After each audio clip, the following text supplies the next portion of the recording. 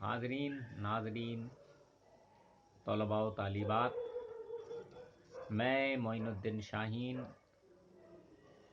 Associate professor شعبہ اردو سمراٹ پرتھی Raj Chauhan government college Ajmer آپ سے روبرو ہو کر ہم کلام ہوں۔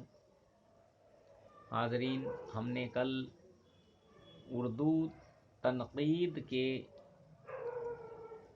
تحت تذکروں میں تنقیدی عناصر کی نشاندہی سے متعلق گفتگو کی تھی۔ آج ایک اور اہم سوال لے کر ہم آپ کی خدمت میں حاضر ہوئے ہیں، اور وہ ہے حال ہی کی مقدمہ شعر و شاعری نامی کتاب پر مختصراً روشنی ڈالنا، یا حال ہی کے مقدمہ شعر و شاعری کا جائزہ لینا۔ جائزہ تو کیا لیا جائے گا ایک مختصر سے وقت میں، یہ ایک شروعات ہے، پہلا لیکچر ہے۔ ہم آئندہ بھی جو لیکچر دیں گے یا آپ کے سامنے PDF پیش کریں گے، اس میں حالی اور ان کی تنقیدی کتابوں پر مزید گفتگو کی جائے گی۔ فی الوقت میں آپ کے سامنے حالی کے مقدمہ شعر و شاعری سے متعلق جو اہم معلومات ہیں وہ فراہم کرنے کی کوشش کر رہا ہوں، بغور ملاحظہ فرمائیں۔ خواجہ الطاف حسین حالی کو اردو کا صاحب طرز ادیب، شاعر اور نقاد ہونے کا اعزاز حاصل ہے۔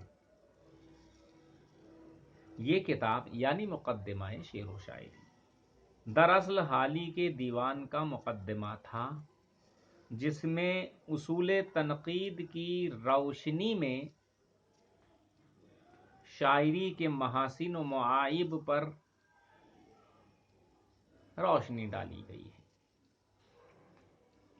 حالی نے شاعری کے مختلف پہلوؤں کا جائزہ لیتے ہوئے روایتی شاعری کے معائب کا واضح طور پر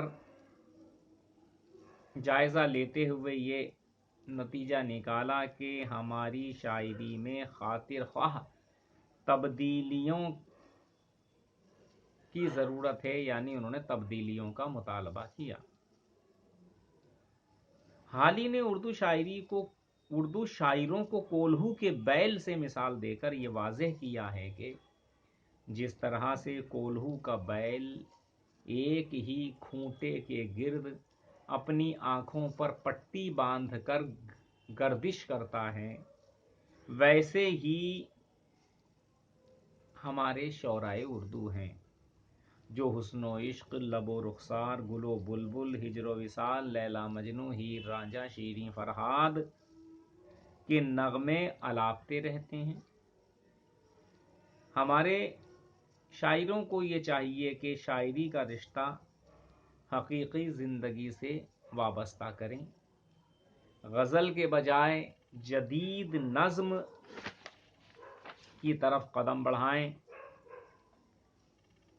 انہوں نے اپنی ایک شعری تخلیق میں بھی ایک جگہ اس طرح اشارہ کیا ہے، وہ کہتے ہیں، حالانکہ یہ مسدس کا ہے، پورے 6 مصروں میں وہ بات کہتے ہیں، یعنی اردو کے شاعر کے تعلق سے، کہ برا شعر کہنے کی گر کچھ سزا ہے، ابس جھوٹ بکنا اگر نہ روا ہے، تو وہ محکمہ جس کا قاضی خدا ہے، مقرر جہاں نیک و بد کی سزا ہے، گناہ گار وہاں چھوٹ جائیں گے سارے، جہنم کو بھر دیں گے شاعر ہمارے۔ وہی بات کولہو کے بیل والی بات۔ یا دوسری طرف غزل کے اتنے مخالف تھے حالی، کہتے ہیں کہ غزل اور قصائد کے ناپاک دفتر عفونت میں سنڈاس سے جو ہیں بدتر۔ اب بتائیے اس سے زیادہ غلیظ مثال اور کیا دی جا سکتی ہے۔ حالی نے شاعروں سے یہ بھی مطالبہ کیا تھا کہ وہ تفحص الفاظ سے کام لیں، یعنی الفاظ کی تلاش۔ جتنی زیادہ ورڈز ووکیبلری آپ کی مضبوط ہوگی، الفاظ کا ذخیرہ جتنا مضبوط ہوگا، جتنا وسیع ہوگا اتنی ہی وضاحت آپ یا ترجمانی آپ اپنے جذبات اور احساسات کی کر سکتے ہیں۔ دوسرا انہوں نے یہ کہا کہ حقیقت بیانی کو اپنا شیوا بنائیں، مطالعے اور مشاہدے کی روشنی میں کی روش اختیار کریں۔ بہت اچھی بات کہی ہے۔ مشاہدہ، مطالعہ تخلیق کی غذا ہے۔ جب تک آپ مشاہدہ نہیں کریں گے، پڑھیں گے نہیں، فکر و تدبر سے کام نہیں لیں گے، تب تک آپ گہرائی و گہرائی سے متعلق کوئی تخلیق پیش نہیں کر سکتے۔ اس کتاب یعنی مقدمہ شعر و شاعری کے منظر عام پر آنے کے بعد ادب میں ہلچل سی مچ گئی تھی اور اصلاحی پہلوؤں کو شعر و سخن میں جگہ دی جانے لگی تھی۔ اگر حال ہی کی مذکورہ کتاب منظر عام پر نہیں آتی تو نہ جانے اور کتنے سالوں تک ہماری شاعری اندھکار میں بھٹکتی رہتی۔ حال ہی کے اس مقدمے کو بعض نقادوں نے اردو تنقید کا مینیفیسٹو قرار دے کر اس کی اہمیت و افادیت واضح کی ہے۔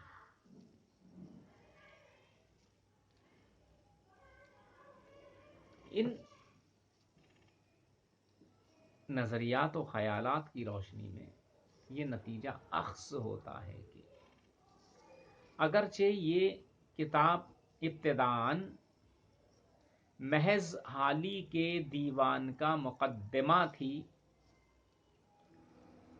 جس میں حالی نے شعر و سخن کی خوبیوں، خامیوں، محاسن و معائب سے بحث و تمہیز کی تھی اور یہ وضاحت کرنے کی کوشش کی تھی کہ ہماری مشرقی شاعری مغربی شاعری کے مقابلے کس قدر کوسوں دور ہے، پیچھے ہے۔ وہ چاہتے تھے کہ اردو شاعری میں اس طرح کی اصلاح، اس طرح کا سدھار، اس طرح کا ریفارمیشن از حد ضروری ہے جس سے اردو شاعری کے ماتھے پر لگا ہوا بدنما داغ دھویا جا سکے کہ اردو شاعری کا مطلب تو محض حسن و عشق کی شاعری ہے، لیلا مجنوں کے قصے ہیں، گل و بلبل شیریں فرات کے تذکرے ہیں، جبکہ نہیں۔